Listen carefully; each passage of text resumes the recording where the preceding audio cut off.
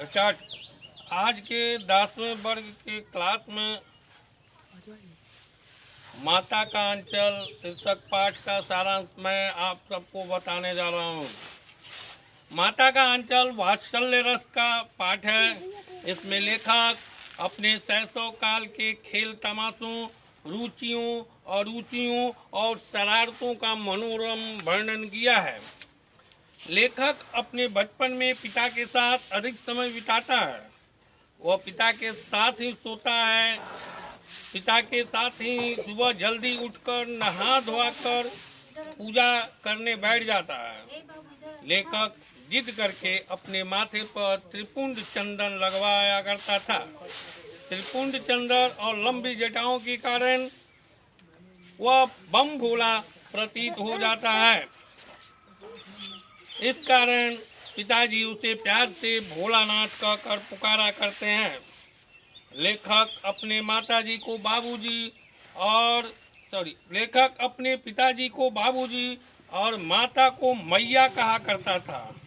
जब बाबूजी पूजा करते थे तो लेखक बगल में बैठकर शीशे में अपना मुंह देखा करता था।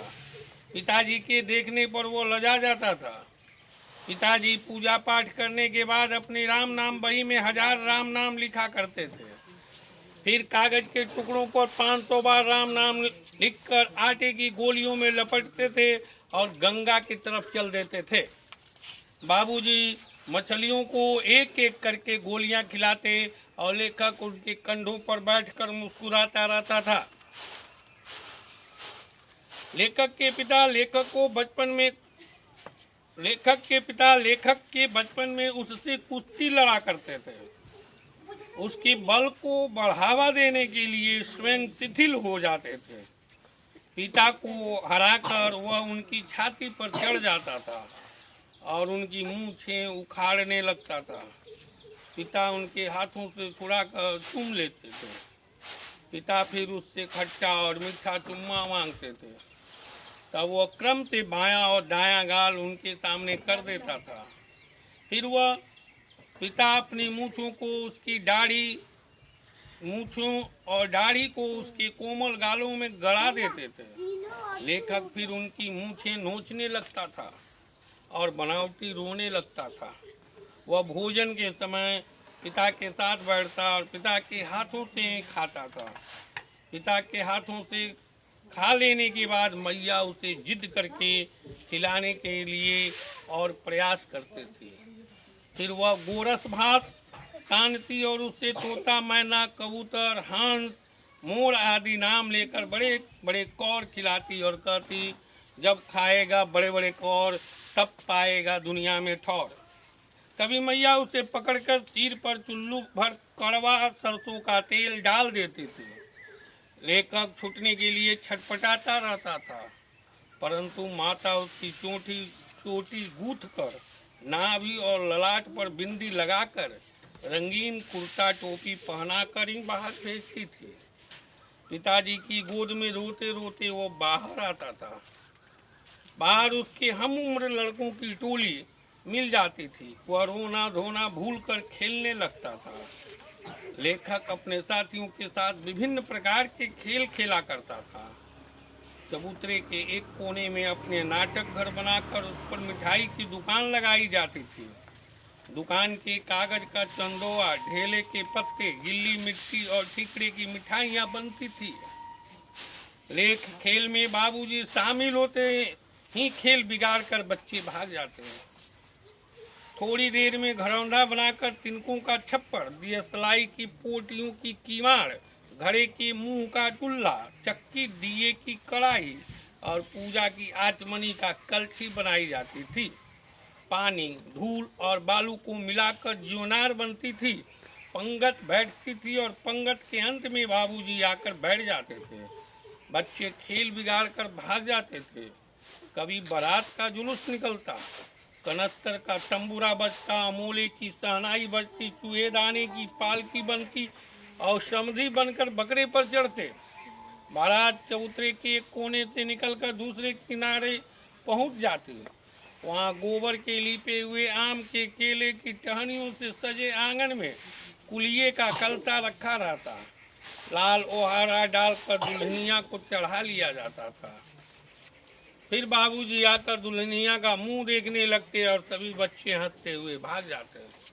कभी खेती का नाटक होता, मूंज की पतली रस्सी और घरनी चढ़ाकर कुआं तैयार होता था।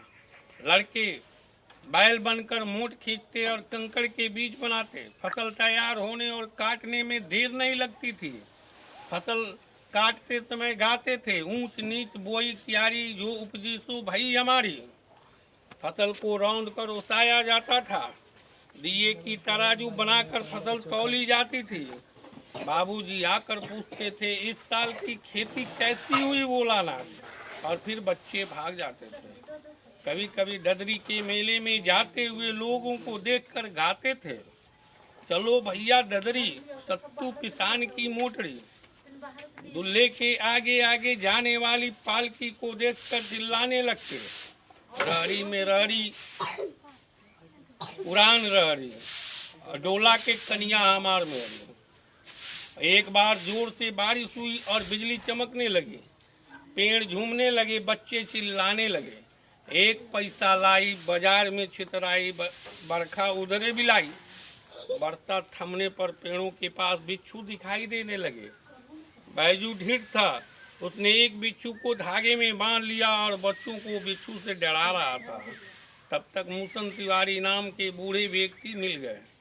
बैजू चिढ़ाया, बुढ़वा बेईमान, मांगे करेला का चोखा। बच्चे दोहराना शुरू किए। मूसन तिवारी पीछे पड़े, बच्चे भाग खड़े हुए। मूसन तिवारी थककर पाठशाला पहुंच गए। स्कूल के बड़े बच्चे भेजे गए। बैजू तो भाग गया, लेकिन लेखक पकड़े गए। गुरुजी ने उनकी खूब खबर ली। बाबूजी को पता चला तो स्कूल गए। गुरुजी की चिरौरी कर लेखक को छुड़वाया। लेखक रोते रोते बाबूजी के कंधों को आंसुओं से तर कर दिया। रास्ते में फिर बच्चों का झुंड मिल गया। वे गा रहे थे, माई पकाई गरर गरर पुआ, हम न खाई पुआ न खेले जुआ। लेखक बाबूजी की गोद से उतर पड़ा।